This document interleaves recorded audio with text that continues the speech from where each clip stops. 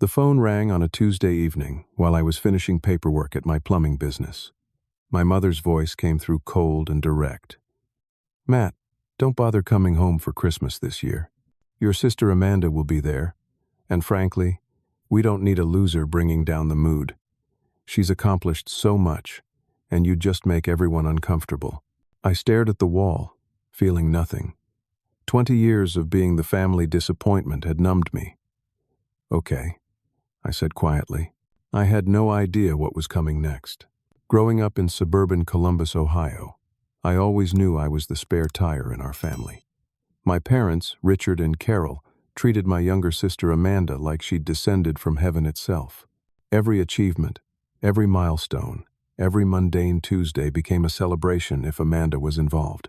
I remember being 14, standing in the high school gym during my graduation ceremony. The principal called my name. I walked across that stage, shook hands, received my diploma. I looked out into the crowd of proud parents and saw 2 empty seats. My parents were 4 hours away at Amanda's cheerleading nationals. She was competing for 3rd place in her age division. They chose that over watching their son graduate high school. That was the pattern. Amanda made honor roll. They threw a party. I made honor roll. They said good job and moved on. She got homecoming queen. They rented a billboard on Route 33. I made junior varsity basketball. They forgot to come to a single game. When Amanda got accepted to Northwestern University, my father cried actual tears of joy. He held that acceptance letter like it was the Declaration of Independence. They framed it, hung it in the living room above the fireplace. When I got accepted to Columbus State Community College, my mother said, "Well, at least you got in somewhere." The money told the whole story. Amanda's pageant dresses cost thousands. I wore clothes from Goodwill and hand-me-downs from our cousin.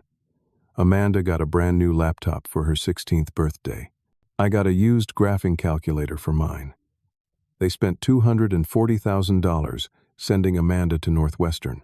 I paid my own way through community college and trade school, $18,000 total, and it took me 3 years of working nights to pay off those loans. By the time I was 22, I'd become a licensed plumber. Not glamorous, but honest work. I was good with my hands, good with people, reliable. At 27, I started my own company, Martinez Plumbing Solutions. 5 years later, I had 8 employees, steady commercial contracts, and I was pulling in about $180,000 a year. My parents never visited my office, never asked how business was going, never acknowledged that their loser son had built something real. Amanda, meanwhile, got her marketing degree and supposedly landed a big job at some agency in Chicago.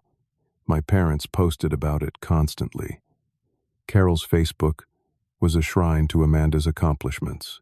Photos of Amanda at her desk, Amanda at networking events, Amanda living her best life in the big city. I'd see these posts and wonder why they never posted about me. Then remember I was the embarrassment. The Christmas exclusions started 3 years ago. First year, they said Amanda was bringing her boyfriend, and the house would be too crowded. Second year, they said Amanda wanted a small, intimate gathering. Last year, they didn't even bother with an excuse. They just said it would be better if I didn't come. I spent last Christmas alone in my apartment, eating Chinese takeout and reviewing invoices. I told myself I didn't care. I'd built a life separate from them. I had my business, my employees who respected me, my small circle of actual friends. But that phone call, hearing my mother call me a loser so casually, like it was just a fact everyone accepted, that hit different. Not because it hurt, because it finally made something clear. They weren't ever going to change. They'd chosen their favorite child 28 years ago, and I was never going to measure up. I went to bed that Tuesday night feeling oddly relieved. Maybe distance was better. Maybe it was time to stop hoping for something that would never come. Wednesday morning, I was at the office early, reviewing a bid for a hospital renovation project. My phone buzzed with a text message. Unknown number. But the message made my stomach drop. Hey, big brother, can we meet for coffee? Saturday at 10? I really need to talk to you about something important. Please don't tell Mom and Dad. Amanda. I stared at that message for 5 minutes. Amanda and I barely spoke. Maybe 10 words at Thanksgiving 2 years ago. A handful of texts on birthdays. We weren't close. We'd never been close. She lived in her golden bubble. I lived in my loser reality. But she said important. And she said, don't tell our parents. I typed back. Sure. Where? Her response came immediately. Starbucks on High Street. Thank you so much. I had 3 days to wonder what my perfect sister could possibly want from me. Saturday arrived with gray skies and temperatures in the low 40s. I drove downtown to the Starbucks Amanda had chosen, a trendy place near the University District. I arrived 5 minutes early and ordered a black coffee. She was already there, sitting at a corner table, looking like she'd stepped out of a magazine. Designer purse, probably cost more than my truck payment. Wool coat that screamed expensive. Hair perfect, makeup perfect. She waved when she saw me, her smile bright and practiced. I sat down across from her. Hey, Matt. Thank you so much for meeting me. She reached across the table like she might touch my hand. Thought better of it. How have you been? Fine. Busy with work. Right. Your plumbing thing. How's that going? My plumbing thing. Like it was a hobby. It's going well. How's the marketing job? Something flickered across her face. Too quick to read. Oh, you know, Chicago's great. Really competitive industry. She sipped her latte, leaving lipstick on the rim. So much opportunity there. We made small talk for 20 minutes. She asked surface-level questions about my business. I asked vague questions about her life. The whole conversation felt like strangers at a networking event, which, I guess, we basically were. Finally, she set down her cup and leaned forward. Her expression shifted, became more serious, more vulnerable. Matt, I need to talk to you about something important, something I've been thinking about for months. Here it was. Whatever she actually wanted. Okay, I've been accepted into Harvard Business School for their MBA program. I blinked. That's impressive. Congratulations. Thank you. She smiled, but it didn't reach her eyes. It's a dream come true, honestly. The program is incredible. The connections, the opportunities, everything I've been working toward. That's great, Amanda. Really. There's just one problem. She twisted her napkin in her hands. The cost. It's $80,000 a year, 2 years, $160,000 total. I felt the first stirring of unease. That's a lot. I talked to Mom and Dad. They said they can't help. They've already done so much, putting me through Northwestern, and they just don't have it anymore. I nodded slowly, waited. I've been working, but I don't have savings. Not nearly enough. And I really, really need this, Matt. This MBA would change everything for me. The unease became certainty. Amanda, what are you asking? She met my eyes. No more vulnerability, just directness. I need you to pay for it. You're doing really well with your business. I've seen the success you're having. And we're family. Family helps family. I nearly choked on my coffee. $160,000. She said it like she was asking to borrow $20 for gas. You want me to pay $160,000 for your MBA? I know it sounds like a lot, but think of it as an investment in my future. Once I have this degree, I'll be making so much money. I could pay you back. Could. Not would. Could. Amanda, that's a massive amount of money.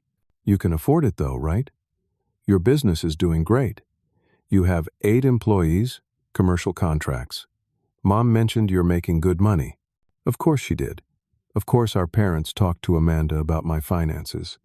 Probably showed her my tax returns if they could get their hands on them. Why not take out student loans? Her expression hardened slightly. My credit isn't great. and I don't want to spend the next 20 years drowning in debt. You have the money now. You could help me now. This is a huge ask. I need time to think about it. Her jaw tightened, but she forced the smile back. How much time? I don't know. This isn't something I can decide over coffee. The application deadline is in 3 weeks. I need to know soon. I'll think about it. She stood, gathered her purse and coat. The warmth had evaporated completely. Don't take too long. This is really important to me, Matt. It's my future. She hugged me, stiff and brief. First physical contact we'd had in years. Then she left, the bell above the door chiming as she walked out into the cold. I sat there for another 10 minutes, my coffee going cold. $160,000. For a sister who'd never defended me, never reached out, never acknowledged my existence except when she needed something. I was halfway home, stopped at a red light on Broad Street, when my phone rang. Dad's name on the screen. I answered. Hello? Your sister told me she talked to you. His voice was hard, aggressive. You better not even think about saying no. My hands tightened on the steering wheel. I said I'd think about it. Think about it? He laughed, sharp and mean. We already told her you'd pay for it. She's been counting on this for months. The light turned green. I pulled over into a gas station parking lot. You told her I'd pay $160,000 without even asking me? You owe this family, Matt. We raised you, fed you, put a roof over your head. Amanda is trying to better herself. You're going to help her. My mother's voice in the background shrill. Tell him he's being selfish. I need to go, I said. You've got that business. You're doing fine. Amanda needs this more than you need whatever you're hoarding your money for. This is what family does. We help each other. Goodbye, Dad. Don't you dare hang up on me. Don't you dare. If you say no to your sister, you're proving everything we've always known about you. You're proving you're exactly the selfish loser we raised. I hung up. Sat in my truck, hands shaking, staring at the dashboard. They'd already promised Amanda my money. They'd planned this. Told her I'd pay, gotten her hopes up, set me up as the bad guy if I refused. I started the engine and drove home, my mind racing. This was worse than I thought. This wasn't just Amanda asking for help. This was coordinated, calculated, and I had a horrible feeling it was only beginning. The next week was psychological warfare. Monday, 5 texts from Amanda. Links to the Harvard MBA program. Apartment listings in Boston. Excited messages about what she'd study, who she'd meet, how this would change her life. Each message assumed I'd already said yes. Not one acknowledged this was my choice to make. Tuesday, my mother called. I let it go to voicemail. Listened to it later. 6 minutes of crying. How could I do this to Amanda? She's worked so hard. This is her dream. I was breaking her heart by hesitating. What kind of brother was I? Wednesday, an email from my father. Subject line, what we sacrificed for you. The body was a itemized list. Every meal they'd fed me. Every ride to school. Every birthday present. Every doctor's visit. All added up like a bill I owed. The total, by his calculations, was somewhere around $90,000. Therefore, I owed them. I owed Amanda. Thursday, Amanda called. I answered, hoping to have a real conversation. Her voice was ice. I can't believe you're doing this to me. I've never asked you for anything. Never. And the one time I need help, you can't even give me an answer. Do you know how humiliating this is? I have to tell Harvard, maybe. Maybe my brother will help me. Maybe he'll step up for once in his life. Amanda, this is a lot of money. Money you have. Money you're sitting on while I'm trying to build a future. I built my business from nothing. I paid my own way through school. Oh, here we go. Poor Matt had it so hard. You know what? I'm tired of your victim complex. Just say yes or no so I can move on with my life. I need more time. She hung up. Friday, my cousin Derek texted me. We hadn't spoken in 2 years. His message, Heard what you're doing to Amanda. You're a selfish piece of trash. Family is supposed to support each other. Guess you never learned that. Saturday morning. I was at my office catching up on paperwork. We had 3 big jobs starting Monday, and I needed to finalize materials orders. My office manager, Jake, was there too, working on scheduling. A truck pulled into the parking lot. I glanced out the window, and my stomach dropped. My parents, they walked toward the entrance, moving fast, determined. I met them at the door. We need to talk about your sister. Now. My father's voice was loud enough that Jake looked up from his desk, concerned. This isn't the place, Dad. I don't care. We're talking now. My mother pushed past me into the office. 2 of my guys were in the break room, visible through the doorway. They watched, confused. A client waiting for an estimate sat in the corner, awkward. Please help her. My mother started crying, loud and theatrical. Please, Matt, please. She's your sister. She needs you. Mom. Not here. My father pointed at me, his face red. You, ungrateful son of a, after everything we gave you, everything we did for you, you can't even help your sister? What kind of man are you? Mr. Martinez, this is a place of business. Jake stood up, trying to help. Stay out of this. My father rounded on him. Dad, you need to leave. Now, we're not leaving until you agree to help Amanda. I felt my employees watching, felt the client staring, felt my professional reputation crumbling in real time. Get out of my office. Both of you. Now. You're dead to this family if you don't help her. My father's voice echoed off the walls. You hear me? Dead. My mother grabbed his arm. Richard, come on. They left, but not before my father shouted one more time from the parking lot, loud enough for everyone to hear. Selfish bastard. The door closed. Silence. I turned to face my employees and the client. I apologize for that.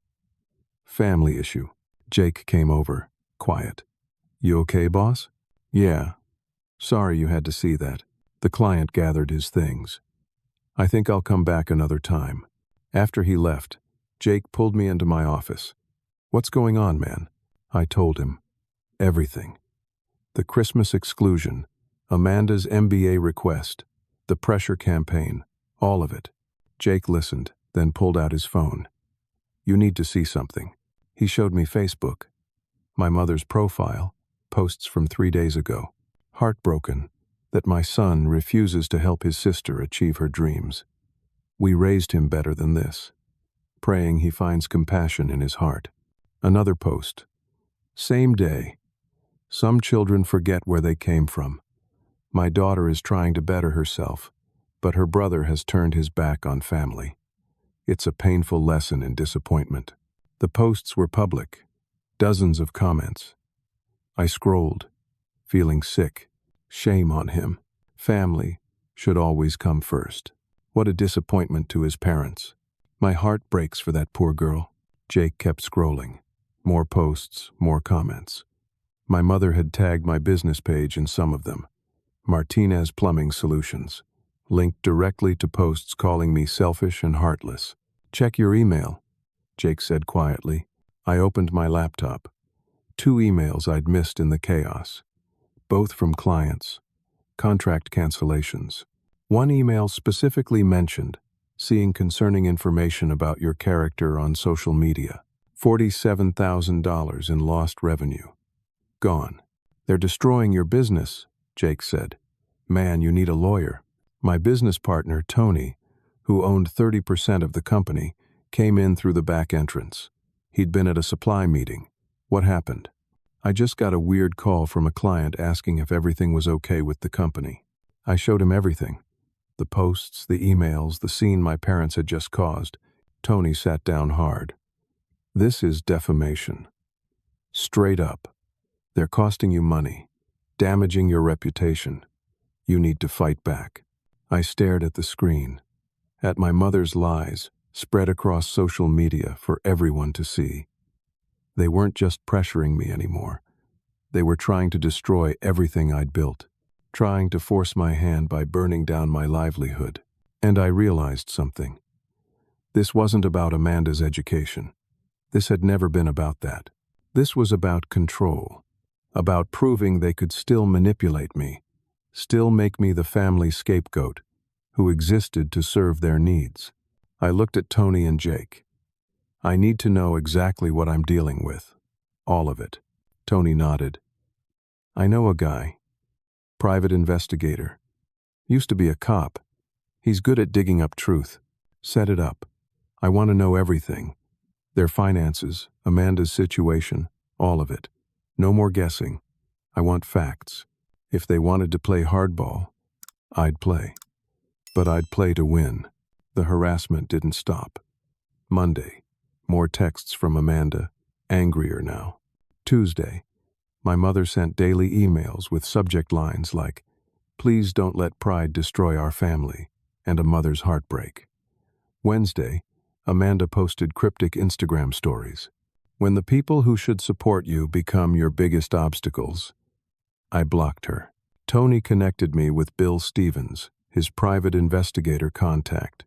Former Columbus PD detective, now running his own firm. We met at a diner on the east side.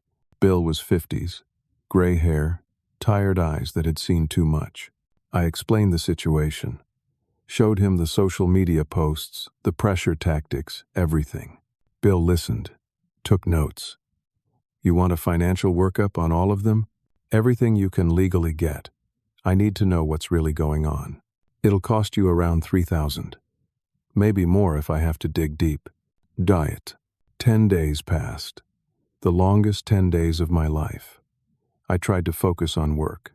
Tony and I did damage control, posting positive customer reviews on our social media, personally calling our best clients to reassure them. Slowly, the bleeding stopped. But the wound was there. My mother's emails continued. Daily guilt trips wrapped in maternal concern. I stopped reading them, just archived them. My father called twice. I didn't answer. Amanda sent a final text. I guess I know where I stand. Thanks for nothing. Patricia, my aunt on my mother's side, called. I braced myself for another attack. Instead, she surprised me. Matt, I owe you an apology. I said some things, made some judgments, without knowing the full story. Your mother showed me those Facebook posts. I see now what she's been doing. That's not right. None of this is right. I didn't know what to say. I'm ashamed, she continued. I should have asked your side before assuming. I'm sorry. Thank you. I managed. If you need anything, call me. I mean it. We hung up, and I felt a tiny crack in the wall of family rejection. One person who actually listened. Then Bill called. Got your report. You're going to want to sit down for this. He came to my house that evening. Brought a manila envelope thick as a phone book.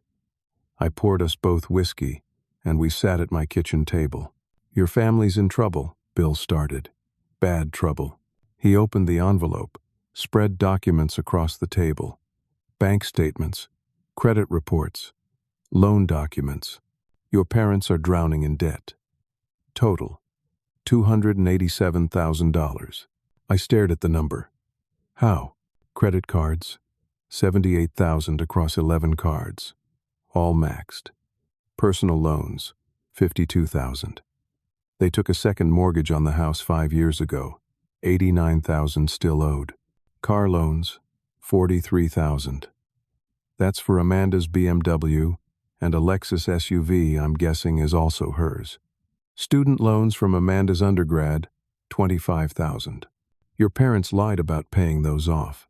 Bill slid over their income documents. Richard makes $62,000 a year at his sales job. Carol makes $38,000 working part-time at a dental office. They bring home about $70,000 after taxes. Their minimum debt payments are around $4,500 a month. They're drowning. How are they even surviving? Barely. They're 3 months behind on that second mortgage. Bank sent foreclosure warnings. I got copies. He showed me. Official letters, serious legal language, deadlines rapidly approaching. Now your sister. Bill pulled out another stack. Amanda hasn't had a real job in 2 years. My head snapped up. What? She got fired from her marketing position 26 months ago. Performance issues. Since then? Nothing. Her LinkedIn hasn't been updated in 18 months. Still lists the old job. Her checking account shows deposits from your parents. $2,800 a month. Like clockwork. He showed me bank statements. Regular transfers from Richard and Carol's account to Amanda's. Going back years. Her expenses are about $3,200 a month.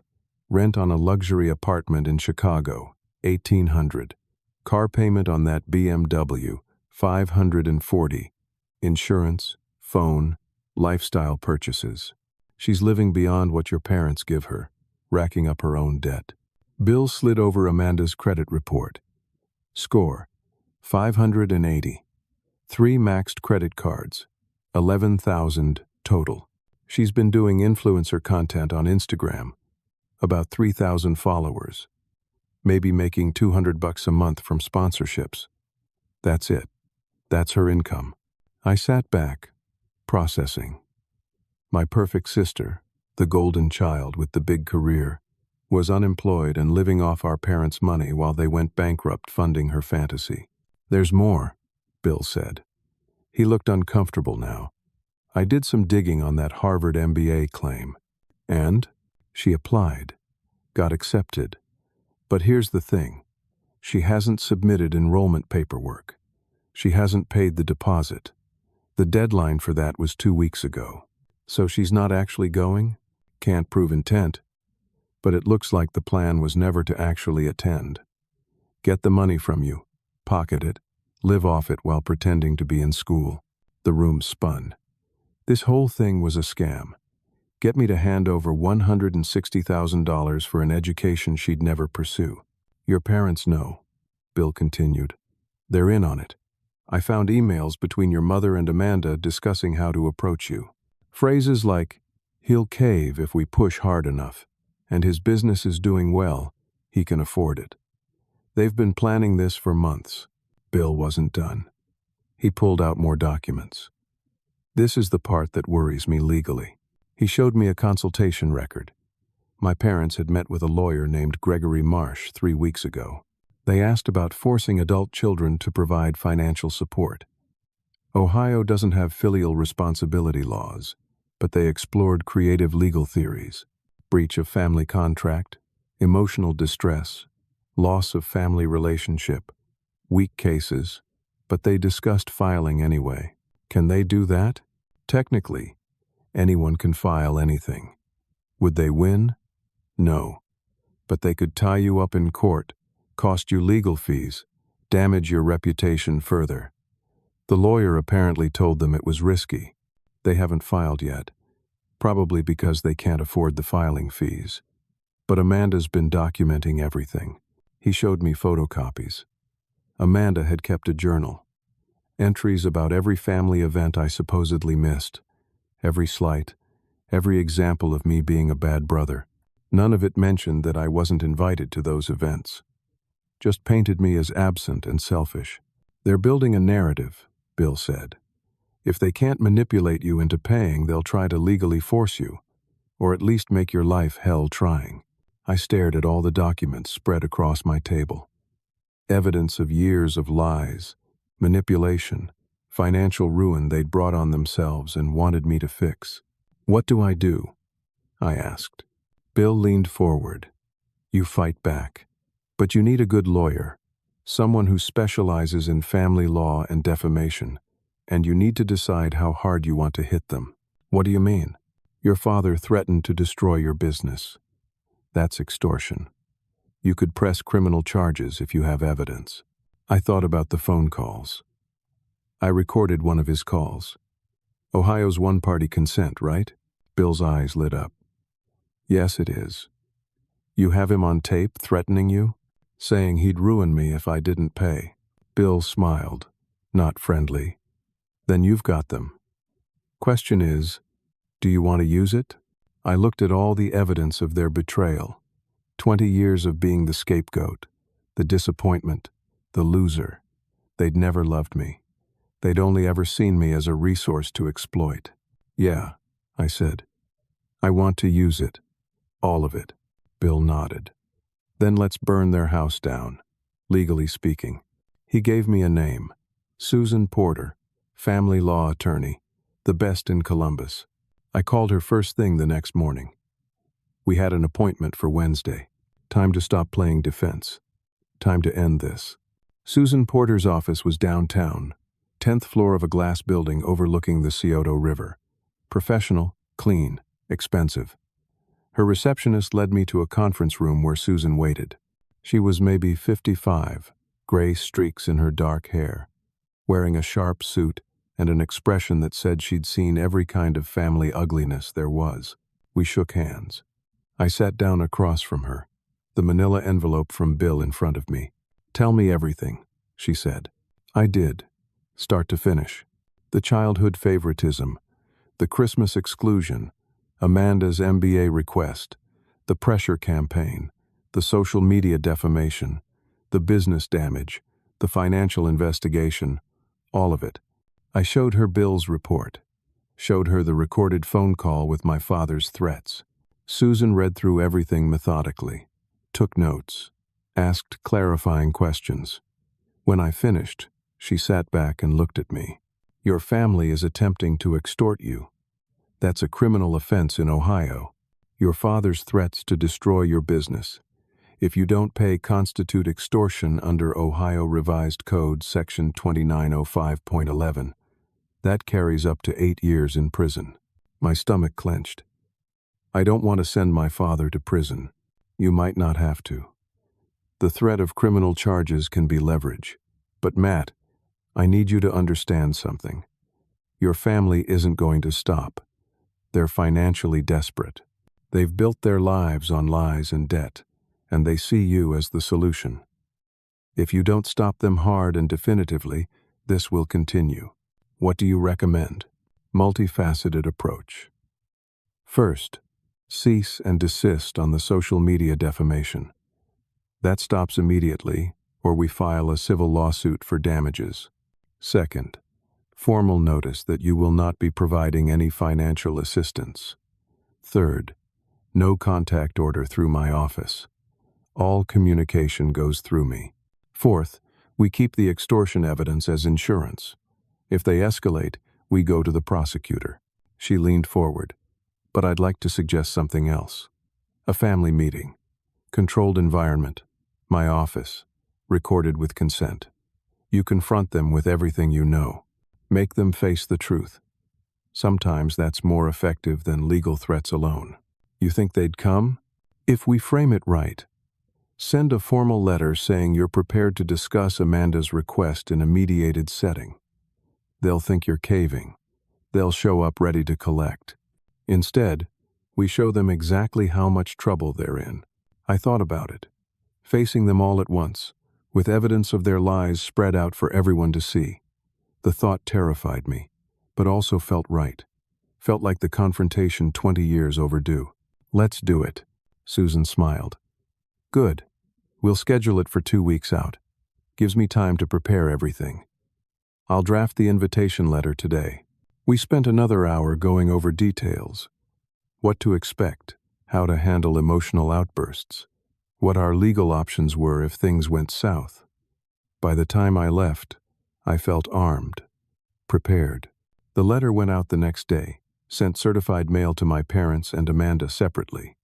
Formal legal letterhead, professional language, inviting them to a family meeting to resolve the financial dispute. Location: Susan's conference room. Date: 2 weeks from Saturday. My father called within an hour of getting the letter. I didn't answer. He left a voicemail, finally showing some sense. We'll be there. This better not be a waste of our time. Amanda texted, I knew you'd come around. See you Saturday. They thought they'd won. Thought I was surrendering. The next 2 weeks crawled. I kept working, kept my head down. Tony helped cover some of my client meetings when I was too distracted. My employees knew something big was coming but didn't push. Patricia called to check on me. I told her about the meeting, asked if she'd be willing to attend. She agreed immediately. Someone in this family needs to witness the truth. The days ticked down. I rehearsed what I'd say. Went over the evidence with Susan twice more. She prepped me like a lawyer prepping a witness. Stay calm. Don't get emotional. Stick to facts. Let the evidence speak. Finally, Saturday arrived. Cold December morning, temperature in the 20s. I dressed in my best suit, the one I wore to important client meetings. Wanted to look professional, successful, not like the loser they'd always called me. I arrived at Susan's office 30 minutes early. She was already there, setting up. Laptop connected to a projector. Documents organized in folders. The conference room's camera system active and recording. "Ready?" she asked. "No, but let's do it anyway." They arrived together at exactly 10 o'clock. My parents, Amanda, and surprisingly, Aunt Patricia. They walked in looking confident. My father wore slacks and a button down. My mother a dress. Amanda in designer everything. Patricia looked uncomfortable but determined. Susan greeted them professionally. "Thank you all for coming. Before we begin, I need everyone to sign this consent form. It's standard mediation documentation." She handed around forms. They barely read them, just signed. The forms included consent to record. They'd agreed to have every word documented. They sat on one side of the long conference table. I sat on the other with Susan beside me. Patricia took a seat at the end, neutral territory. My father started immediately. "Glad you finally decided to do the right thing, Matt." Susan held up a hand. "Mr. Martinez, let's establish the purpose of this meeting." Matt asked me to facilitate a discussion regarding Amanda's request for educational funding in the amount of $160,000. Before any decisions are made, we need to address some concerns. My mother interrupted. "Concerns? What concerns?" "He has the money. Amanda needs it. It's simple." Susan's voice stayed level. "Mrs. Martinez, I'm going to ask you to let me finish." Something in her tone made my mother close her mouth. Susan turned on the projector. The first slide appeared on the wall. Screenshots of my mother's Facebook posts. These posts were made publicly, naming Matt's business, and have resulted in measurable financial harm. 2 clients canceled contracts totaling $47,000 in lost revenue. My father's face darkened. "That's not our fault if he runs his business badly." "Actually, Mr. Martinez, these posts meet the legal definition of defamation per se. False statements that damaged his professional reputation and caused financial loss. We have documentation proving causation." Carol looked nervous now. "Good. Next slide. Amanda's financial records. The unemployment. The bank statements showing parental support. The credit card debt. Matt hired a private investigator. We know Amanda hasn't been employed for 2 years. We know she's been financially dependent on you while representing herself as a successful marketing professional." Amanda went pale. "That's private information. You can't. It's financial records obtained legally through public and semi-public sources. Amanda, you've been soliciting funds based on false pretenses, claiming you need educational funding when you have no employment history, no savings, and significant personal debt. That's fraud." Patricia gasped. "Amanda, is this true?" Amanda stared at the table, wouldn't look at anyone. Next slide. My parents' financial summary. The $287,000 in debt, all of it. My mother made a small sound. "How did you?" "Your financial situation is precarious," Susan continued clinically. "You're facing foreclosure. Yet you're demanding Matt provide $160,000 for an MBA that statistical analysis suggests Amanda is unlikely to complete given her history." My father stood up, face purple with rage. "This is outrageous. We're his parents. We raised him. Sit down, Mr. Martinez." Susan's voice cut like a blade. The authority in it made him sit. Next slide. Excerpts from Amanda's journal. The manipulative entries, the documentation they'd been building for a potential lawsuit. Amanda has been creating a false narrative to support legal action. Your family consulted attorney Gregory Marsh about suing Matt for financial support. Patricia turned to stare at Richard and Carol. You were going to sue your own son? My mother was crying now. Real tears, not theatrical ones. We just wanted him to help. She's his sister. Ohio has no filial responsibility laws, Susan said. Any lawsuit would be frivolous and likely result in sanctions against you. The slides kept coming. Each one another nail in their coffin. Their lies, their debts, their manipulations, all laid bare under bright fluorescent lights. My father sat rigid, jaw clenched. Amanda looked like she might throw up. My mother sobbed quietly. Susan finally paused. Now Matt has prepared a statement. But first, I want you to hear something. She connected her laptop to the room's speakers, pressed play. My father's voice filled the room. You better pay for that MBA, or I will destroy everything you've built. I'll call every client you have. I'll ruin you. My own voice, smaller, pleading. Dad, please don't do this. My father's voice again, harsh. You think I won't? Try me. Pay up, or watch your business burn. The recording ended. Silence. Susan let it hang there. Mr. Martinez, your threats constitute criminal extortion under Ohio Revised Code Section 2905.11. That's a felony, carrying up to 8 years in prison. The color drained from my father's face. Matt could press charges right now. He could sue for defamation. He could seek restraining orders. He could destroy all of you legally and financially. Patricia stared at Richard with horror and disgust. Susan looked at each of them in turn. But he's prepared to offer an alternative. She nodded to me. My turn. My heart hammered. 20 years of hurt, of being the scapegoat, of being called a loser. All of it came to this moment. I stood up, looked at them across the table. I'm not giving you a single cent. Not now, not ever. My mother started to speak. I held up my hand. Let me finish. For 20 years, you made me feel worthless. You excluded me from family events. You belittled every achievement. You compared me to Amanda constantly. You didn't come to my high school graduation because Amanda had a cheerleading competition for 3rd place. You've never visited my business. Never asked how I was doing. Never said you were proud of me. My voice cracked, but I pushed through. Amanda, you watched them treat me like garbage. You never said a word. You never defended me. You never reached out except when you wanted money. You knew they called me a loser and excluded me from Christmas.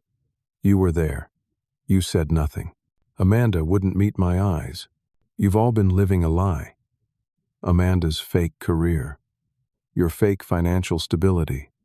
Your fake perfect family. And when the lie became unsustainable, when the debt got too high and the bills came due, you decided I should fix it. The loser's son would finally be useful. He'd pay for everything because that's all he was good for. My father's hands were clenched into fists on the table. You tried to manipulate me. When that didn't work fast enough, you tried to destroy my business. You lied about me publicly.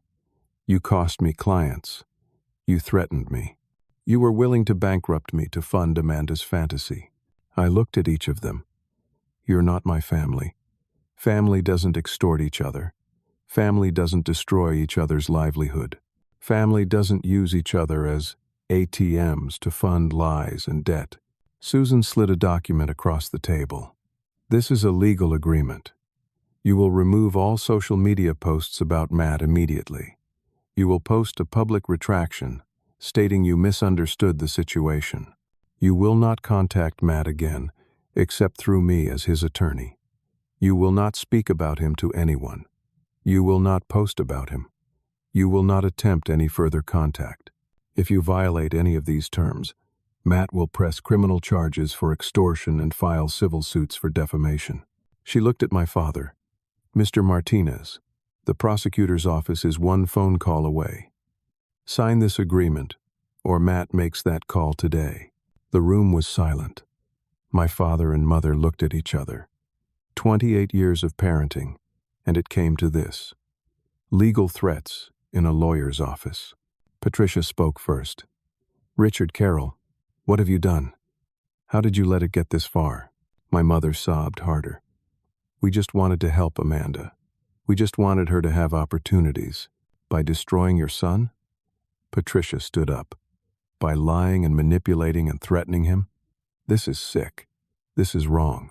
She looked at me, tears in her eyes. Matt, I'm so sorry. I'm sorry I didn't see this sooner. I'm sorry I believed their version without asking yours. She walked to the door, paused. I won't be part of this family anymore. Not until all of you get help and make this right. She left. The sound of the door closing echoed. Susan pushed the document forward. Sign it. Now. My father's hand shook as he picked up the pen. He signed. My mother signed next, her signature barely legible through tears. Amanda was last. She stared at the paper for a long moment, then looked up at me. I'm sorry, she whispered.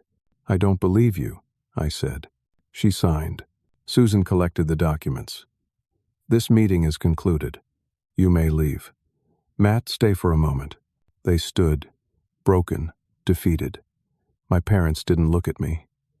Amanda paused at the door, opened her mouth like she might say something, then left. I watched them go, felt nothing. No satisfaction, no anger, just emptiness. The door closed. Susan and I were alone in the conference room. You did it, she said. How do you feel? I sat down heavily. Free. I feel free. They'll honor the agreement. They can't afford not to. The extortion evidence alone would destroy your father, and they know it. I nodded. Thank you. For all of this, you handled yourself well. That took courage. I left her office an hour later, walked out into the cold December air, got in my truck, sat there for a few minutes, processing. My phone buzzed. Text from Tony. How'd it go? I typed back. It's over. I won. 3 dots appeared then. Proud of you, man. Drinks tonight? Yeah, definitely. I started the engine and drove home. The sun was setting, painting the sky orange and pink. Beautiful. For the first time in years, I felt light. Like I'd been carrying a weight I didn't know I had, and someone had finally cut it loose. I was free. 6 months passed like a dream.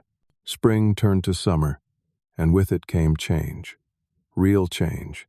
The kind that settles into your bones and becomes part of who you are.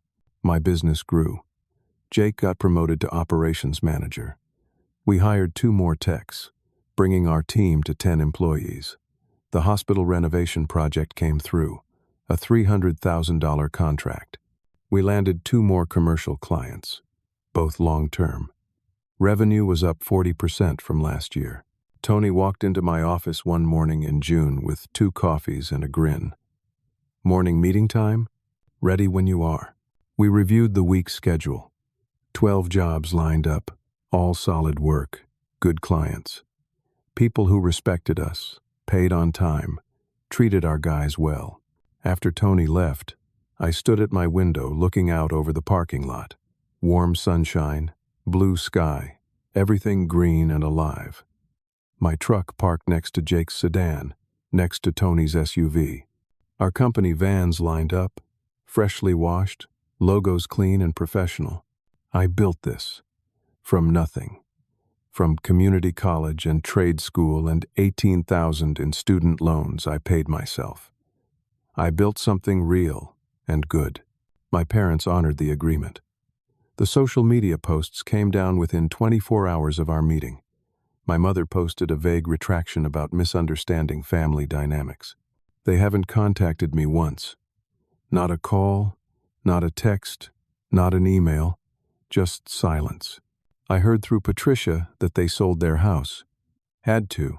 Couldn't avoid foreclosure anymore. They moved to a small apartment in Hilliard, 2 bedrooms, downsized dramatically. Amanda moved back in with them. Got a job at Target, working retail for the first time in her life. They're in financial counseling, Patricia said, trying to climb out of the debt hole they dug. I felt no satisfaction hearing that. No vindication. Just sadness for the years they wasted, the lies they told themselves, the fantasy they chose over reality. Patricia and I have coffee once a month now. She apologized repeatedly those first few meetings until I finally told her to stop. She listened when it mattered. She walked away when she saw the truth. That's more than most did. Last Christmas, I spent it with Tony's family. His wife Karen, their 3 kids, Karen's parents. They welcomed me like I'd always been part of their family. We ate too much, laughed too loud, watched the kids open presents. Karen's mother hugged me and said, "We're glad you're here." I cried in Tony's bathroom. Happy tears, grateful tears. That's what family should feel like. I bought a house in May. Small, 3 bedrooms, quiet neighborhood in Clintonville. Got a mortgage, closed on a Tuesday, moved in that weekend with help from my guys. Jake and his wife brought pizza. Tony's kids helped unpack boxes and thought it was the greatest adventure. I have a backyard now. Planted tomatoes and peppers in June. Been grilling on weekends, having people over. Building a life that's mine, filled with people who chose me as much as I chose them. One evening, in late June, I'm sitting on my back porch, watching the sun set. Cold beer in hand, the smell of fresh cut grass in the air. My phone buzzes. Email notification. Amanda's name. Subject line, "Please read." I stare at it for a long moment. Haven't heard from her since that day in Susan's office. Part of me wants to delete it, but curiosity wins. I open it. The email is long, rambling.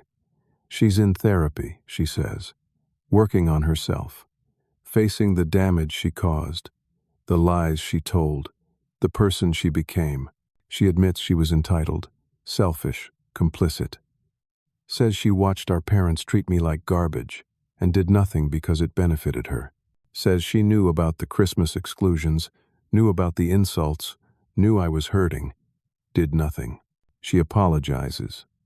Says she understands if I never forgive her. Says she doesn't deserve forgiveness. But she wanted me to know she's trying to be better, trying to be someone worthy of the second chance she doesn't deserve. The email ends. "You deserved better. You deserved a real sister. I hope someday I can be that person, but I understand if that day never comes. I'm sorry, Matt, for all of it." I read it twice. Set down my phone. Stare at the sunset. I don't respond. Not tonight. Maybe not ever. Some wounds take years to heal. Some never do. But I don't delete it either. Save it to a folder. Maybe someday. But not now. Not yet. I think about my journey. About the phone call that started all this. My mother's voice, cold and casual. "We don't need a loser bringing down the mood." That word used to cut. Used to make me feel small. Now it just seems sad. Sad that they measured worth in degrees and prestige instead of character and kindness. Sad that they chose appearances over truth, fantasy over reality. I learned something these past months. Something that settled into my bones and changed me forever. Blood doesn't make family. It just makes you related. Family is built on respect, on love that's earned and given freely. Family celebrates your successes, not just tolerates your existence. Family shows up. Not because they have to, but because they want to. I learned that you don't owe people access to your life just because you share DNA. You don't owe them money, time, emotional energy, anything. Not if they've shown you repeatedly that your worth to them is purely transactional. I learned that setting boundaries isn't cruel. It's necessary. It's survival. Walking away from toxic people, even if they're family, isn't abandonment. It's self-preservation. It's choosing your own peace over their drama. I learned that success isn't measured by prestige or degrees or other people's approval. Success is building something you're proud of with your own hands. It's treating people well, keeping your word, doing honest work. It's having friends who actually care about you, not what you can do for them. I learned that sometimes the hardest thing you'll ever do is walk away from people who are supposed to love you. But on the other side of that pain is freedom. Real, genuine freedom. To be yourself without apology, without shame, without constantly trying to earn love that should have been freely given. If you're reading this, and you're in a similar situation, if your family makes you feel small, if they only reach out when they need something, if you're the scapegoat who can never measure up, I want you to know something. It's not you. It's them. Your worth isn't determined by their opinion. Their blindness doesn't make you invisible. Their inability to love you properly doesn't mean you're unlovable. You can walk away. You can build a new life with people who actually see you, value you, celebrate you. You can set boundaries that protect your peace, and you don't have to feel guilty about it. Family should make you feel safe, not stressed. They should build you up, not tear you down. If they don't do that, if they can't or won't, you're allowed to leave. You're allowed to choose yourself. I chose myself. I walked away from people who called me a loser and discovered I'm actually pretty incredible. I built a life I love, filled with people who genuinely care about me. And now, 6 months after that terrible phone call, sitting on my porch in the house I bought with money I earned doing work I'm proud of, surrounded by friends who chose me, I finally understand something. I'm not a loser. I never was. I'm a survivor. I'm a business owner. I'm a loyal friend. I'm a man of integrity and compassion. I'm someone who worked hard, overcame obstacles, and built something real. And that's worth more than any fake family approval, any MBA, any amount of money they could have asked for. The sun sets completely, stars starting to appear. I finish my beer, go inside my house, my home. Tomorrow I'll wake up and go to work. I'll solve problems, help clients, lead my team. I'll have lunch with Tony, maybe call Patricia, check on one of my guys whose wife just had a baby. I'll live my life, the one I built, the one I chose. And I'll sleep peacefully, knowing I'm finally free. If you've been through something similar, if you've had to walk away from toxic family, I'd love to hear your story. Drop a comment below, and let's support each other. Sometimes knowing you're not alone makes all the difference. And if this story resonated with you, if it helped you feel less alone in your struggle, please hit that like button. Subscribe to hear more stories about overcoming family challenges and finding your own path. Share this with someone who might need to hear it. Sometimes we all need reminding that it's okay to choose peace over toxic relationships, even when those relationships are supposed to be the closest ones. Thank you for listening to my story. I hope it helps someone out there find the courage to set their own boundaries and build their own life. You deserve better than being someone's scapegoat. You deserve real love, real respect, real family. Take care of yourselves. Choose peace. And remember, you're not a loser just because someone calls you one. You're whatever you choose to become. And that's the most powerful thing of all.